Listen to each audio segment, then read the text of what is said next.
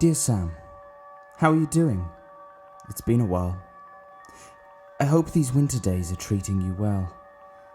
They don't agree with me so much. You remember how blue I used to get? Seasonal affective disorder, I believe it's called. Or sad. Funny, isn't it? The thing you feel is the thing you become. But on to a happier subject. I heard you met someone. That's great! I hope you'll be very happy together and that everything works out this time. She must be a very pretty gal to bag herself such a handsome man, such a kind man, such a... Listen to me, I'm babbling. That always used to make you blush. You never could take a compliment. That's one of the things I adored about you, the way your awkward and almost pained smile hooked inwardly at the corners when I'd gush about you. Sometimes you'd even get annoyed, but I didn't mind. I never minded. It was just one more thing for me to improve on. Even when you were annoyed, you were helping me to improve myself, be better, be right, be perfect. Well, this letter has gone on long enough. I'll write to you again soon just to check in. Maybe I'll drop it by your apartment, save money on stamps. It's supposed to rain tomorrow, but don't worry, I'll wrap up good and warm. Love, Jay. Dear Sam, I came by today to drop off the letter. I think I saw your new gal in the window. Long, wavy, blonde hair, perfect smile. She was on the phone with someone, probably you, laughing. I bet she lights up the room with that smile of hers, huh? Even staring up in the pouring rain surrounded by grey, I swear it nearly blinded me. She could be a model. She could be a model for dentistry with that pretty, pretty smile of hers. I bet that's one of the qualities that drew you to her. You always did like a pretty smile. In fact, that's one of the things you said you loved about me, remember? That's okay if you don't.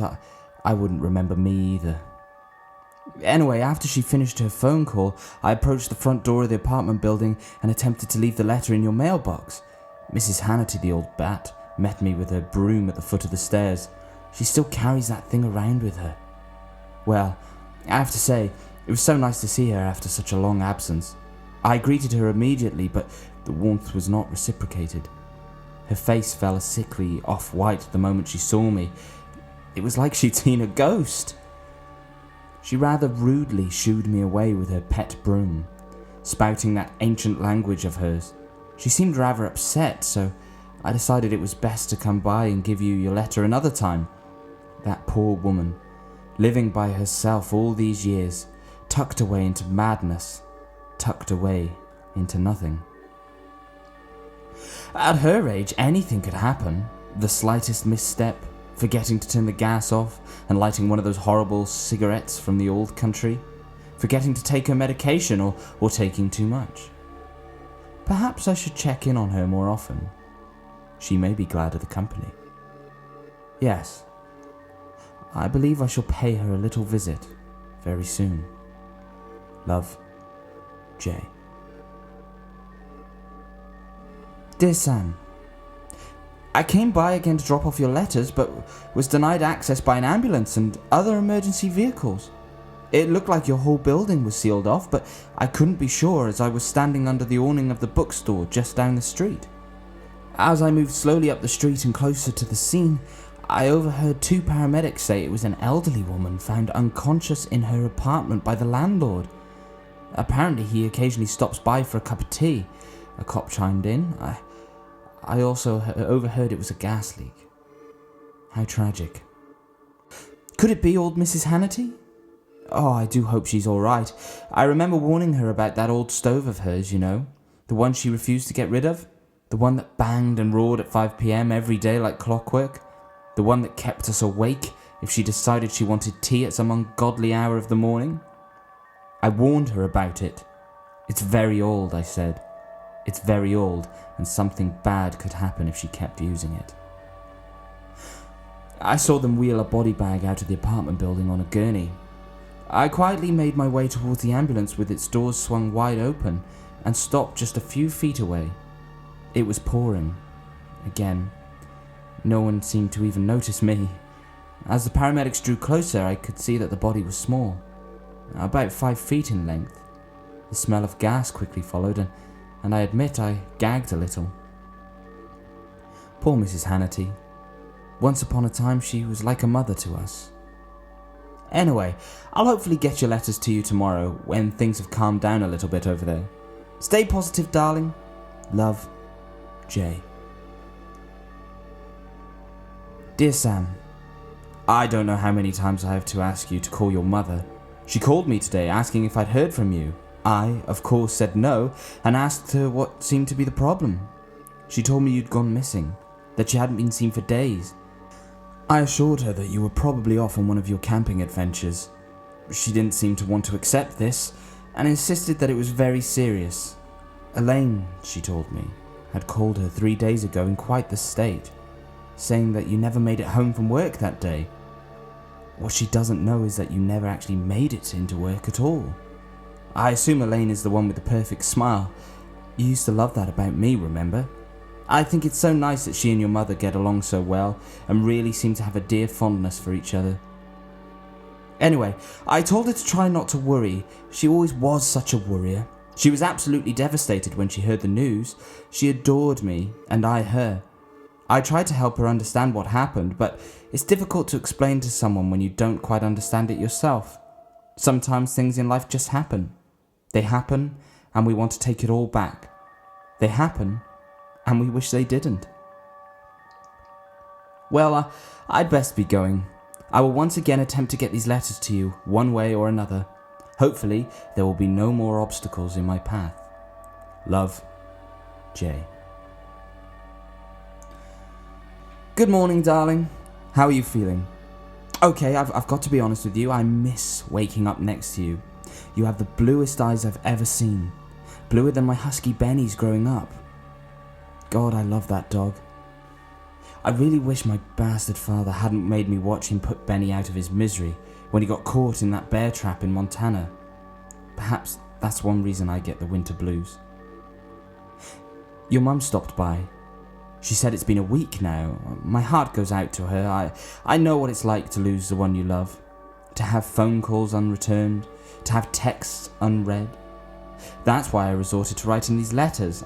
Aren't I clever? Besides, letters are more romantic. No one writes them anymore. No one cares. Not like I do. Oh, I almost forgot. I bumped into your gal today. Elaine, is it? She is much prettier in person. She's a little jumpy though, which can get annoying. In fact, she wouldn't stop being jumpy, even though I told her over and over again that I was not going to hurt her. I was just there to talk. I was worried about you. I was worried that something would happen to you and I needed her cooperation, otherwise you may not be found. I'm afraid things got a little out of hand and I may have struck her. She fell and hit her head awkwardly against the banister in the back stairway of the apartment block. I think she either died instantly or bled out as the blood poured from her head and sprawled out onto the concrete floor beneath her delicate frame. I took the knife from my purse, cut one of her beautiful golden tendrils, and placed it in my purse for you. I thought you might want something to remember her by. It's the least I can do. It was an accident after all. My oh my, it is proving increasingly difficult to get these letters to you. It seems the women in your life, old lady Hannity included, want to sabotage their delivery. I'll try again tomorrow, and the day after that, and the day after that, and the day after that, and the day. Dear Sam, I think I may have overdone it. It was supposed to be so simple. I can admit to myself now that these letters are more for my own peace of mind rather than love notes to you, because let's be honest, you won't read them. You can't read them. I wish you could. Perhaps I'll read them to you. Even now as you lay on my bed, vacantly expressive, I can still feel you. I feel you all around me. I'll let you in on a little secret. I had a copy of my key made before I returned it to you. That's how I got into your apartment the other day. I stood and watched you through the frosted glass shower door. I closed my eyes for a moment and allowed your aroma to wash over me. So intoxicating. You were not as happy to see me as I had hoped, mister. You got such a start that you slipped and hit your head, knocking you out cold. I got you all dried off and into your robe. It's amazing how much inner strength we have in times of crisis, isn't it? Luckily, your little bimbo friend had spent the night at her mother's, as she'd had a little car trouble the night before. Oops. So she wasn't there to be a third wheel this time. She'd just go about the day assuming that you went to work as usual. How nice for her. I managed to get you in the wheelchair I'd specially prepared, all for you, and use the elevator to get you downstairs to the parking garage in the basement. I didn't even have to use the propofol I had secured in my jacket pocket. You took care of that for me, sweetie. We made it to my place, thank God for the elevator, and I laid you down on my bed. Please, please, please understand that I had to use the restraints for your own good. If you had tried to walk as soon as you woke up, you could have fallen and really hurt yourself. I know it must have come as a shock initially, but I'm so proud of you for sticking it out. You truly are a trooper. Seeing you there, all tied up with no place to go, I'd be lying if I said I wasn't a little turned on. On another note, I've been doing a great job of taking care of you and going to work. Did I tell you they transferred me to St. Mary's? It's closer, which is nice. It means I can get home to you more quickly. I have to admit, when your mum showed up the other day, I was struck with mild panic.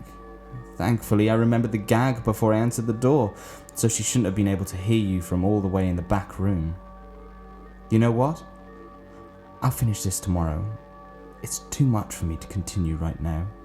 Your eyes are faded, and I despise grey. Love always, Jay.